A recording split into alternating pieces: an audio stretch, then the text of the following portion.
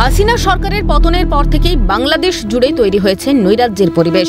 এই অবস্থায় দ্রুত নির্বাচনের দাবিতে সরব হয়েছে বিএনপি সহ পদ্মাপাড়ের একাধিক রাজনৈতিক দল। যদিও সংস্কারের দোহাই দিয়ে নির্বাচন এড়াতে মরিয়া ইউনূসের নেতৃত্বাধীন বাংলাদেশের অন্তর্বর্তী সরকার। এই অবস্থায় সামাজিক মাধ্যমে গণতন্ত্র নিয়ে তাৎপর্যপূর্ণ পোস্ট বিএনপির চেয়ারপারসন খালেদা জিয়ার। সেখানে তিনি লিখেছেন, খুব শীঘ্রই আমরা বাংলাদেশকে গণতন্ত্রে পুনঃপ্রতিষ্ঠিত দেখতে পাব। জানা যায়, বৃহস্পতিবার ঢাকার রমনায় বিএনপি প্রতিষ্ঠাতা জিয়াউর রহমানের মৃত্যুবার্ষিকী উপলক্ষে একটি আলোচনা সভার আয়োজন করা হয়েছিল। সেখানে দলের কর্মী সমর্থকদের উদ্দেশ্যে বক্তব্য রাখতে গিয়ে অভিযোগের সুরে খালেদা জানান, বাংলাদেশের গণতন্ত্র পদে পদে বাধার মুখে পড়ছে। পাশাপাশি গণতন্ত্র পুনঃপ্রতিষ্ঠার জন্য দেশবাসীকে এগিয়ে আসার আহ্বানও জানান তিনি। গণতন্ত্র নিরবচ্ছিন্ন যাত্রা আজও বাধাগ্রস্ত হচ্ছে প্রতি পদে পদে।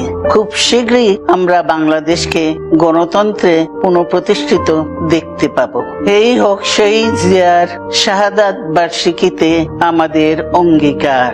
এই লক্ষ্যে সুশৃঙ্খল ভাবে এগিয়ে চলার জন্য আমি বিএনপির সকল পর্যায়ের নেতা কর্মী ও দেশবাসীর প্রতি আহ্বান জানাচ্ছি।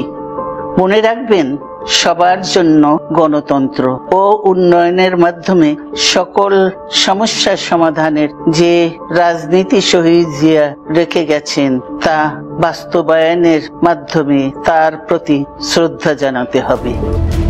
প্রসঙ্গত, নির্বাচন সহ একাধিক ইস্যুতে অন্তর্বর্তী সরকারের সঙ্গে বিএনপির দ্বন্দ্ব বারবার সামনে এসেছে। এই প্রেক্ষাপটে খালেদার এহেন মন্তব্য যথেষ্ট তাৎপর্যপূর্ণ বলে মনে করা হচ্ছে।